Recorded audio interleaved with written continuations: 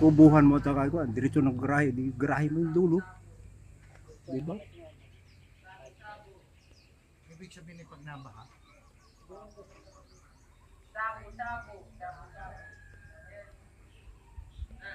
Ano to nasakop dito? Pitugo pa rin? Pitugo pa rin.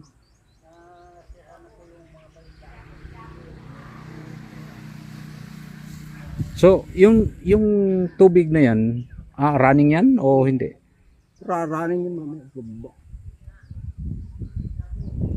Ibig sabihin connected na 2.2, abot dito tayo.